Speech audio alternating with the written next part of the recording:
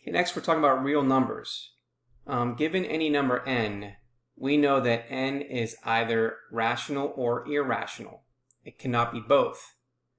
The sets of rational and irrational numbers together make the set of real numbers. As we saw with integers, the real numbers can be divided into three subsets: negative real numbers, zero, and positive real numbers. Each subset includes fractions, decimals, and irrational numbers according to their algebraic sign, positive or negative. Zero is considered neither positive nor negative.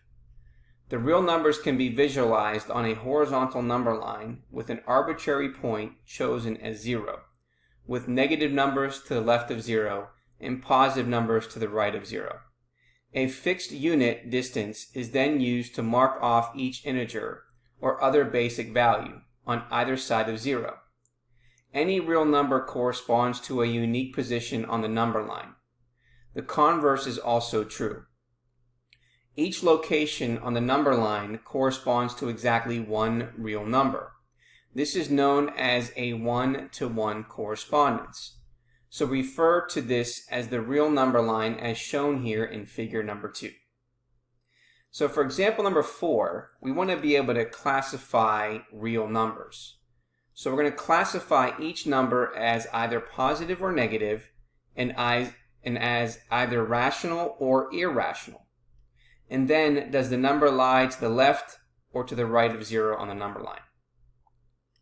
So if we take a look at the first fraction, we have negative 10 over 3, which becomes negative 3.3 repeating.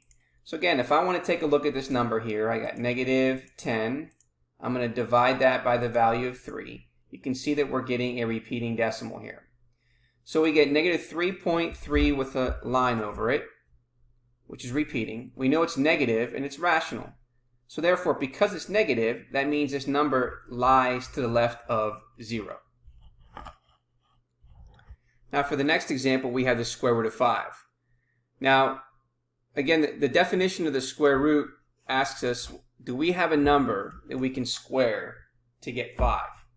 Well, let's go ahead and plug it into our calculator. If we take the square root of 5, we get 2.236067977. So that means that this number doesn't terminate. That means it keeps going and going and going. And it's not repeating either. So since it's not terminating and it's not repeating, then it's an irrational number. So we know it's an irrational number, but we know the number is positive. So that means that this number lies to the right of 0. The next example, we have the negative square root of 289. Well, 289 is a perfect square. That means what number do we have to square to get 289? This can be written as the same thing as a negative the square root of 17 squared. So we would say, what is the number that we have to square to get 289? Well, it's 17. So the answer is 17 with a negative sign. Now, negative 17 can be written as a fraction because it'd be negative 17 over 1. Therefore, it is rational. And we know it's negative, so therefore this number lies to the left of 0. Okay, now we take a look at negative 6 pi. Okay, so if I put that into my calculator, I'm going to have negative 6, and then I'm going to multiply that by pi. And that's going to give me negative 18.849555592. So you can see here that this number does not terminate, nor does it repeat. So because of that, we then know it's irrational. We know it's negative because of the negative symbol, and it lies to the left of 0.